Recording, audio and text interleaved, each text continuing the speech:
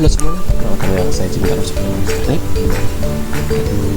Kali ini saya akan menjelaskan respon air praktikum dasar-dasar hidrodinamika, yaitu gelombang.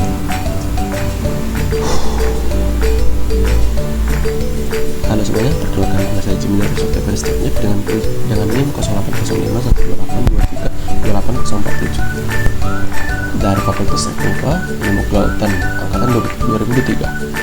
Kali ini saya akan menjelaskan respon akhir praktikum dasar-dasar hidrodinamika, yaitu gelombang. Apa itu gelombang? Gelombang merupakan suatu fenomena naik turun di permukaan air laut, di mana energi yang bergerak dari suatu wilayah membentuk gelombang ke arah pantai. Kata gelombang umumnya digunakan untuk gelombang yang dibangkitkan oleh angin. Gelombang yang dibangkitkan oleh angin terbentuk di perairan dalam, kemudian bergerak ke arah pantai atau perairan dangkal, atau yang mengalami deformasi seperti refraksi, difraksi, dan refleksi, pada akhirnya pecah-pecah di dekat pantai. Parameter gelombang itu terbagi menjadi 4, yaitu tinggi, gelombang periode, gelombang deformasi seperti refraksi, difraksi, dan refleksi, dan gelombang itu sendiri, tipe gelombang itu sendiri. Faktor-faktor yang mempengaruhi gelombang pasang surut yaitu gravitasi bulan, gravitasi matahari, topografi perairan, dan posisi geografis. Gravitasi bulan diakibatkan oleh faktor utama yang menyebabkan terjadinya pasang surut. Saat bulan berada di dekat bumi, gaya tarik bulan akan menarik massa air bumi sehingga terjadi pasang. Meskipun tidak sekuat bulan, gravitasi matahari juga memberikan kontribusi terhadap pembentukan gelombang pasang surut saat konjungsi antara bulan dan matahari. Pengaruh gravitasi keduanya akan saling menguatkan dan menghasilkan pasang yang lebih tinggi atau pasang terbalik. Topografi, bentuk dan kedalaman dasar perairan dalam mempengaruhi pola pasang surut di suatu wilayah.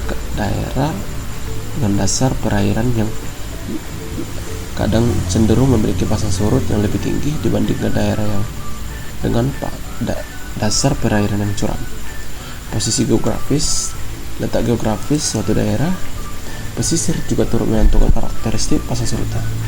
Daerah yang dekat dengan lautan terbuka cenderung memiliki pasang surut yang lebih ekstrim dibandingkan daerah yang terlindung.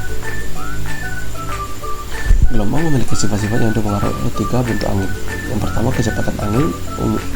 Umumnya makin cepat angin bertiup, maka besar gelombang terbentuk, dan gelombang ini mempunyai kecepatan tinggi dan panjang gelombang yang besar. Kedua, ketika angin bertiup tinggi, kecepatan dan panjang gelombang seluruhnya akan cenderung meningkat sesuai meningkatnya waktu pada angin pembangkit gelombang mulai bertiup. Yang ketiga, jarak tempuh. Rintangan ketika angin bertiup atau range di lautan lebih besar daripada range di danau, sehingga panjang gelombang yang terbentuk di lautan lebih panjang hingga mencapai ratusan meter. Ada 4 klasifikasi dari gelombang berdasarkan ukuran dan bentuknya. Yang pertama, riak atau gelombang kapiler dengan panjang gelombang 1,7 mempunyai periode kurang 0,2 detik disebabkan oleh tegangan permukaan dan tiupan angin yang tidak terlalu panjang pada permukaan laut. Kedua, gelombang angin dengan panjang gelombang angin sekitar 130 meter dan periode 0,2 menit sampai 9 detik ditimbulkan oleh angin. Alun atau swell biasanya memiliki panjang gelombang sampai ratusan meter dan periodenya 9 sampai 15 detik ditimbulkan oleh angin yang bertiup lama. Yang keempat adalah pasang surut atau tidal wave yang memiliki panjang gelombang ribuan kilometer dengan periode 12,5 jam sampai 25 jam dan seterusnya hingga disebabkan oleh gaya gravitasi matahari dan bulan.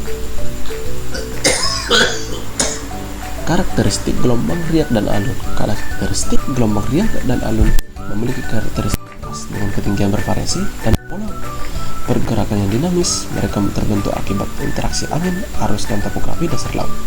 Yang kedua, gelombang riak umumnya pendek dengan frekuensinya tinggi, sedangkan gelombang alun memiliki periode yang lebih panjang, frekuensinya lebih rendah.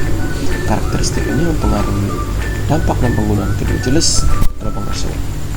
Dampak riak, gelombang riak dan alun. Gelombang riak dan alun dapat memberikan dampak signifikan pada ekosistem pesisir laut. Gelombang yang kuat dapat mengikis garis pantai, merusak struktur bangunan, dan menghancurkan habitat bagi organisme laut. Selain itu, perubahan pola gerak gelombang dapat mempengaruhi migrasi ikan, transportasi sedimen, dan pertumbuhan karang. Dan ada tiga gelombang pecah menurut Sorensen pada tahun 1991, yaitu spilling, plugging, dan surging. Yang pertama itu menurut sejarah pada tahun 1973 menjelaskan plugging terjadi karena seluruh puncak gelombang melewati kecepatan gelombang-gelombang yang pecah dan berbentuk pintu tersebut umumnya gelombang-gelombang panjang. Spilling merupakan gelombang pecah dengan muka gelombang yang sudah pecah sebelum tiba ke pantai. Surging gelombang yang pecah dan mendekati garis pantai sempat mendaki ke pantai juga. Sekian dari presentasi saya. Jika ada kesalahan kata, mohon dimaafkan. Saya ucapkan terima kasih. Saya Jimmy dari Octavianus Turnip. Izin undur diri.